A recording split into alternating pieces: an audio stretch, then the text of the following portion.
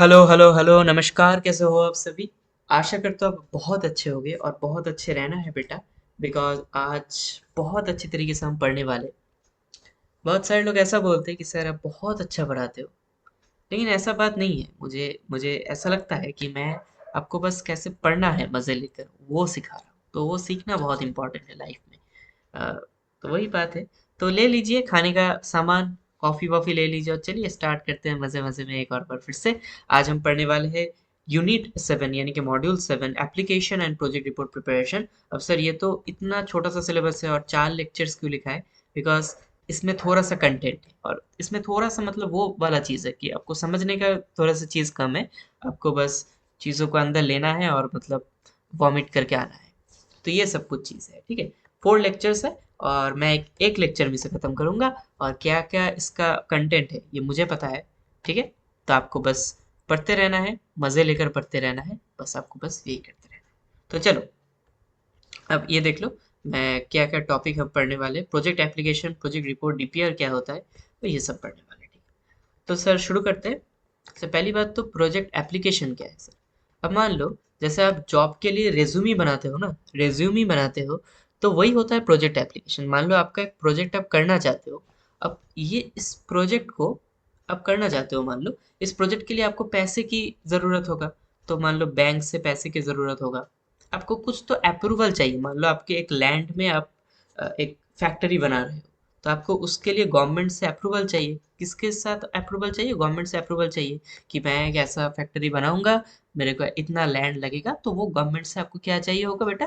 Approval चाहिए होगा। और फाइनेंशियल हेल्प चाहिए होगा बैंक से फाइनेंशियल हेल्प और गवर्नमेंट से अप्रूवल।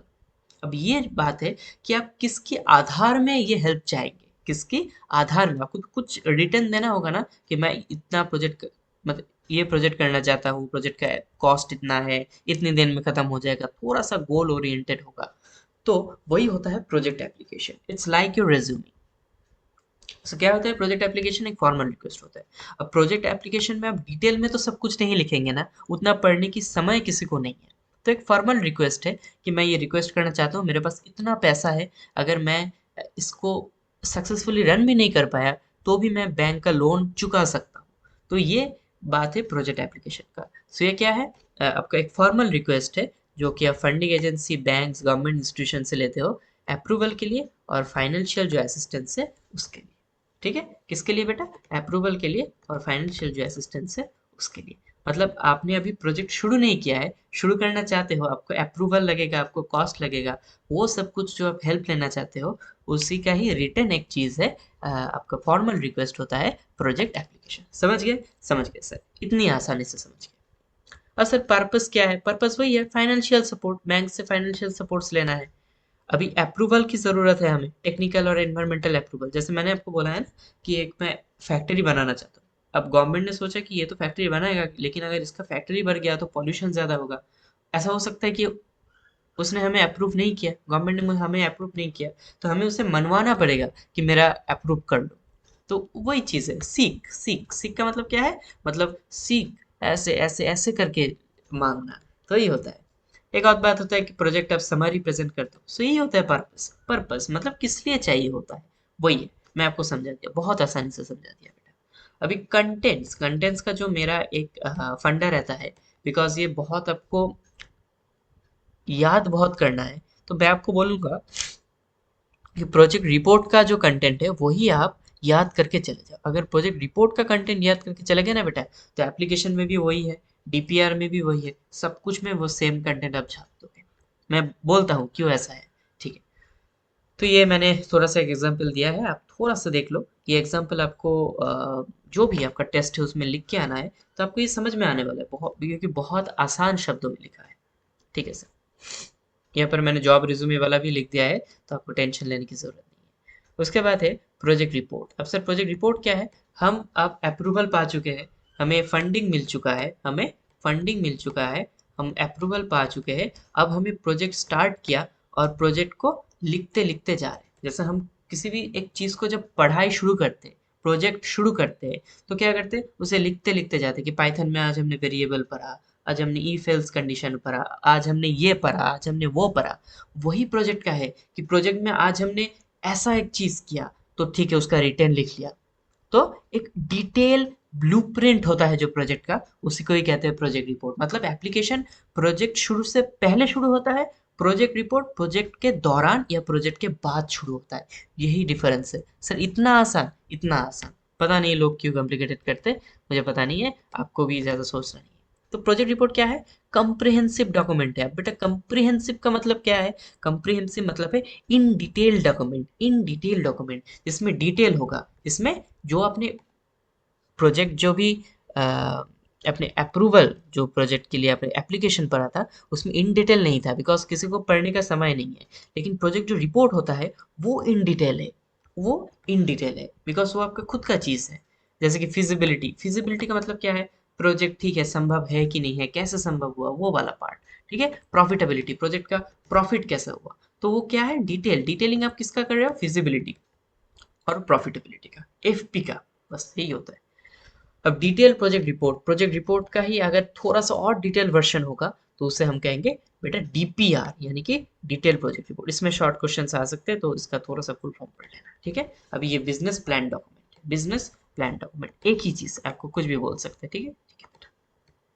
अभी ऑब्जेक्टिव्स क्या है, पर्पस क्या है, वो एक ही चीज है। फिजिबिलिटी जो हमने पढ़ा था एप्लीकेशन में वही है। प्रॉफिटेबिलिटी और फाइनेंशियल रिक्वायरमेंट एक्सेस करना। उसके बाद बैंक लोन पढ़ना और एक रेफरेंस गाइड हमें मिल जाता है। मैंने आपको बोला नहीं प्रोजेक्ट के दौरान हमने बनाया है, तो जब हम पास्ट में जाएंगे और ये याद करने की कोशिश करेंगे कि कैसे हमने किया, तो हमें याद आ जाएगा बिकॉज वो हमारे एक रेफरेंस है। बचपन में आप रेफरेंस बुक यूज करते थे ना, रेफरेंस बुक किसी भी सब्जेक्ट का, वही खेला है, बस वही है। अब थोड़ा सा टाइप्स ऑफ रिपोर्ट के बारे में पढ़ लेते हैं। टाइप्स ऑफ रिपोर्ट कुछ भी नहीं है, एक होता है प्रिलिमिनरी रिपोर्ट, नाम से ही समझ के प्रिलिमिनरी मतलब प्रिलिमिनरी, अर्ली स्टेज, जो भी अर्ली स्टेज रिपोर्ट कि ठीक है ये संभव है कि नहीं है, क्या होगा, वो वाला पार्ट। ठीक है, फिजिबिलिटी स्टडी का, फिजिबिलिटी मतलब क्या है? संभव है कि नहीं है, उसके आगे का ये प्रोजेक्ट क्या होने वाला है, प्रोजेक्ट का ठीक है रिपोर्ट ऐसा होने वाला है, रिपोर्ट का कंटेंट क्या होगा, ये जो हमने सोचा है वही होता है प्रिलिमिनरी स्टडी। ठीक है सर, ठीक है सर। उसके बाद फिजिबिलिटी, फिजिबिलिटी मतलब टेक्निकली, फाइनेंशियली और सोशली फिजिबल, संभव है कि नहीं है, हमारे पास उतना टेक्निकल नॉलेज है कि नहीं है ताकि हम प्रोजेक्ट को खत्म कर सके, उतना फाइनेंशियल नॉलेज है कि नहीं है ताकि हम प्रोजेक्ट को खत्म कर सकते, उतना सोशल नॉलेज हमारे पास है कि नहीं है ताकि हम प्रोजेक्ट को खत्म कर सके, संभव है कि नहीं है। फिजिबिलिटी का मतलब छोड़ दो, क्या है? संभव है कि नहीं, ये बस। अभी डिटेल्ड प्रोजेक्ट रिपोर्ट मैंने आपको पढ़ाया है, डिटेल प्रोजेक्ट रिपोर्ट डीपीआर, इसमें कंप्रिहेंसिव होता है। कंप्रिहेंसिव मतलब इन डिटेल, थोड़ा सा हम डिटेलिंग करते हैं, जैसे कि approved industrial setup document, industrial setup का जो डॉक्यूमेंट्स होता है उसमें आप डीपीआर आप प्लीज नेट में सर्च करना और मुझे बताना आपने क्या देखा है, ये आपको होम टास्क है। एक और होता है फंक्शनल और ऑपरेशनल। इसमें हम फंक्शन के, थोड़ा सा फंक्शन के बारे में जानने की कोशिश करते हैं कि प्रोजेक्ट के दौरान हमने कौन सा फंक्शन यूज किया। इसमें और कुछ नहीं लिखते हैं, सिर्फ फंक्शनल जो पार्ट है वो लिखते हैं। मान लो कि हमने जावास्क्रिप्ट यूज किया है, तो जावास्क्रिप्ट का कौन सा पार्ट?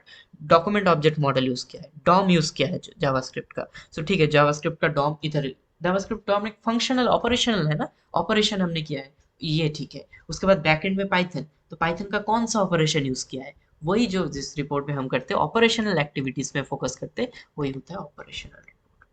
अभी मैंने आपको बताया है कि मैंने आपको यहाँ पर, ये बहुत इंपॉर्टेंट है बिकॉज मैं आपको पढ़ना सिखा रहा हूँ कि एक एक चैप्टर को पढ़ते कैसे हैं।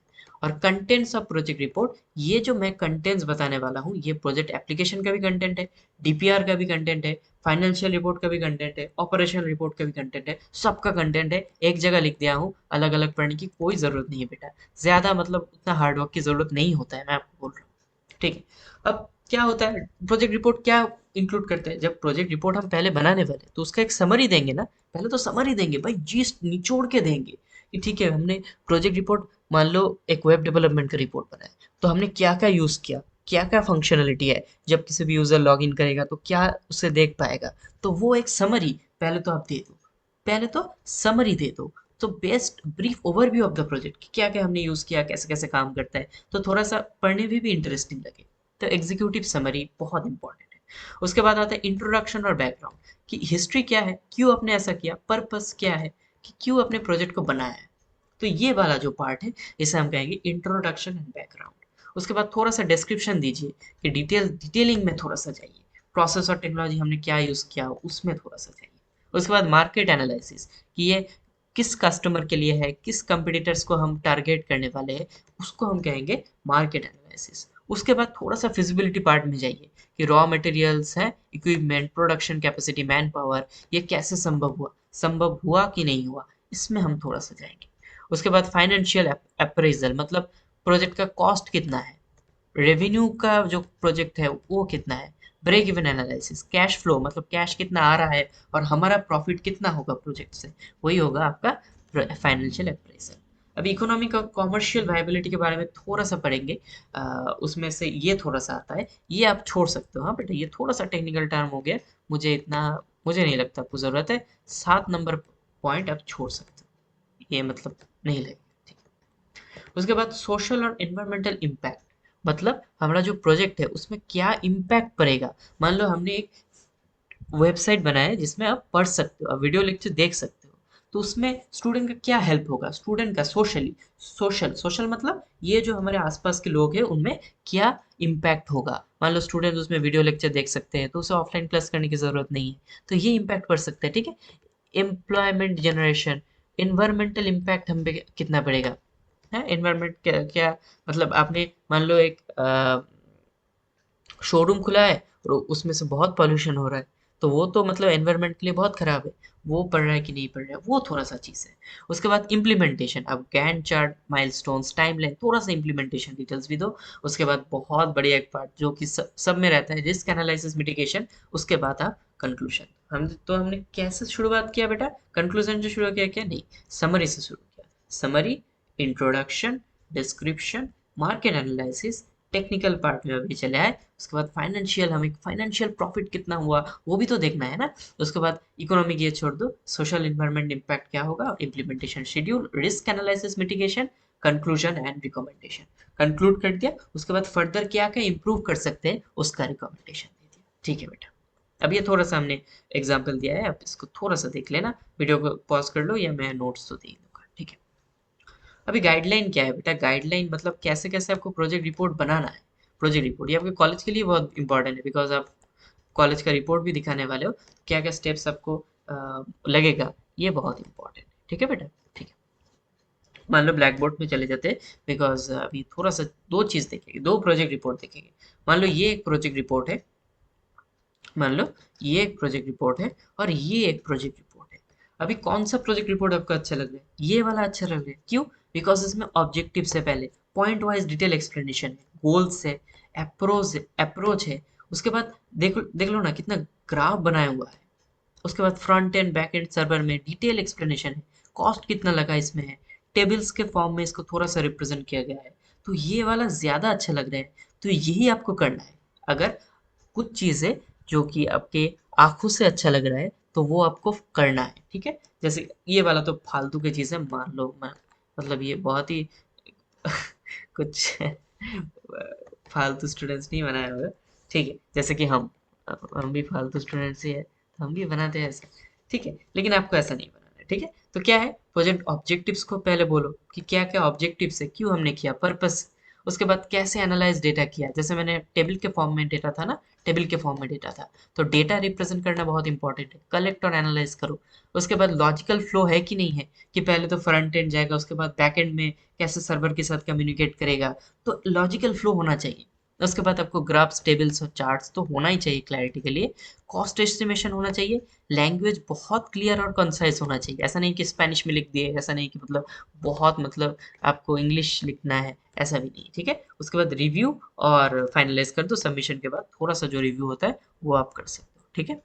अभी गुड प्रोजेक्ट का रिपोर्ट का क्वालिटीज क्या क्या है जिसने हमने बात किया, तो वही है, आपको अलग से पढ़ने की जरूरत नहीं है। जिसमें ऑब्जेक्टिव्स अच्छे से क्लियर हो, जिसमें डेटा एनालिसिस अच्छे से हो, वही कहता है गुड रिपोर्ट। जिसमें लॉजिकल फ्लो अच्छा हो, जिसमें टेबल्स चार्ट्स इंक्लूड हो।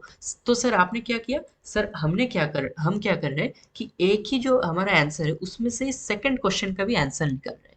तो ऐसे ही आपको पढ़ना है, आपको ज्यादा मतलब इंटेक नहीं करना है बेटा, ठीक है। आप समझ गए सर, ठीक है। जितना जल्दी समझोगे उतना ही बेटर है, ठीक है। अब users of project report, users क्या है ये आपको पढ़ने की ज़रूरत नहीं है।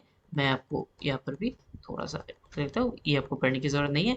वो क्या पढ़ने की ज़रूरत है मैं बता रहा हूँ, मैं आपके लिए लिख दे रहा हूँ। उसके बाद थोड़ा सा ये जो है आपका एक और रियल लाइफ एग्जांपल है, तो जितना आप real life example exam paper में लिखोगे ना उतना ही मार्क्स ज़्यादा मिलेगा, इसलिए मैंने आपको ये प्रोवाइड किया है, ठीक है।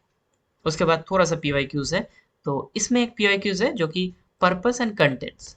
अभी ये जो पर्पस है ना बेटा, ये जो पर्पस है, मैंने कंटेंट्स कहाँ से पढ़ने को बोला आपको, प्रोजेक्ट जो रिपोर्ट था उसका कंटेंट पढ़ना है, और पर्पस इसका पढ़ना है, पर्पस इसका पढ़ना है। अगर डीपीआर आए, एप्लीकेशन आए, किसी का भी पर्पस आए ना, तो चिपका देना है बेटा, बस चिपका देना है सर, बस चिपका देना है बस। अभी थोड़ा सा इसको पढ़ लेते हैं, क्योंकि पर्पस क्या क्या है। मान लो आपने एक प्रोजेक्ट रिपोर्ट बनाया, अब प्रोजेक्ट रिपोर्ट का पर्पस क्या है, क्यों आपने इतना रिटेन इतना कुछ किया। अभी ये इंपॉर्टेंट होता है कम्युनिकेशन ऑफ आइडिया, कि आपके जो भी आइडिया है आप दूसरों के साथ कम्युनिकेट कर सके, दूसरों को कह सके कि मैंने एक रिटर्न लिखा है बेटा, देख लो इसका पर्पस क्या है, गोल क्या है। आप सब बताने की कोशिश करोगे क्या, 1 घंटे से फ्रेंड की तरफ फोन में बताओगे क्या, ये है गोल, ये है। फालतू की चीजें नहीं करना है, प्रोजेक्ट रिपोर्ट अच्छे से लिखना है, ठीक है। ठीक है बेटा, उसके बाद फिजिबिलिटी को इवेल्युएट करना। जब कभी भी आप प्रोजेक्ट रिपोर्ट लिखते हो और आपको लगता है कि कॉस्ट इसमें बहुत ज़्यादा हो गया, आप इसमें पैसा बहुत लगेगा, तो ये फिजिबल नहीं है, इकोनॉमिकली फिजिबल एकदम नहीं है, इतना पैसा हमारे पास नहीं है, इतना पैसा हमारे पास नहीं है, तो ये फर्दर इम्प्रूव नहीं हो सकते। तो इस जिसमें से ज़्यादा पैसा लग रहा है, इस प्रोसेस को छोड़ते हैं और दूसरा प्रोसेस अप्लाई करते हैं, तो इस ये कहते हैं फिजिबिलिटी। अभी प्लान रिसोर्सेस, आपने मान लो कि ठीक है, आपने मान लो कि एक वेबसाइट आप बना रहे हो, फ्रंट एंड है, बैक एंड है, सर्वर का है, कुछ भी है, तो फ्रंट एंड के लिए 3 लोग प्लान कर रहे हो ना रिसोर्सेज की, आपका जो मैन पावर है, मान लो 6 लोग है, तो 3 लोग फ्रंट एंड के लिए, 3 लोग बैक एंड के लिए, यही होता है प्लान ऑफ रिसोर्सेज। अप्रूवल और फंडिंग के लिए प्रोजेक्ट रिपोर्ट देख सकते हो, बैंक में दे सकते हो कि ये है मेरा प्रोजेक्ट रिपोर्ट, प्रोजेक्ट एप्लीकेशन के तौर में भी उसको यूज कर सकते हो, ठीक है। अब मॉनिटर प्रोग्रेस कर सकते हो, बिकॉज आप रिटर्न लिख रहे हो, तो आपको मालूम पड़ेगा कि ठीक है आज फ्रंट एंड बनाया, कल बैक एंड बनाया, तो आप मॉनिटर कर रहे हो ना कि ठीक है हमारा, ठीक है डे 1 में हमने फ्रंट एंड बनाया। ऐसा नहीं होना चाहिए कि डे 1 के बाद 10 दिन बनाया ही नहीं, डे 2 में बैक एंड बनाया। मतलब ये थोड़ा सा एग्जाम्पल है, अब मान सकते हैं एक दिन में बैक एंड तो नहीं हो सकते फ्रंट एंड, ठीक है। अभी एसेस ऑफ रिस्क, अब जब कभी भी रिटर्न लिखते हो आपको रिस्क मालूम पड़ता है कि ठीक है हम ऐसा कर रहे हैं, जैसे मैंने बोला है ना कि लिखते लिखते एक वक्त ऐसा आएगा जिसमें आपको लगेगा कि ये तो बहुत रिस्क होने वाला है, तो आपको एसेस करना बहुत इंपॉर्टेंट है, ठीक है। ठीक है, उसके बाद अकाउंटेबिलिटी को आप कर सकते हो। अभी थोड़ा सा ये थोड़ा सा जो भी है आपका पीवाईक्यूज है, इसको आप थोड़ा सा पढ़ लेना। अगर ये पढ़ लोगे और थोड़ा सा जो क्वेश्चन दिया हूँ मैं वो पढ़ लोगे, तो ये चैप्टर भी खत्म हो जाएगा। तो इतना ही रहने देते, ठीक है बेटा। अगर वीडियो अच्छा लगा तो लाइक शेयर और सब्सक्राइब कर देना। आज की लाइक टारगेट है 30 लाइक्स, 30 लाइक्स कर दो और नेक्स्ट लेक्चर आपके लिए रेडी हो जाएगा। Thanks for giving us time.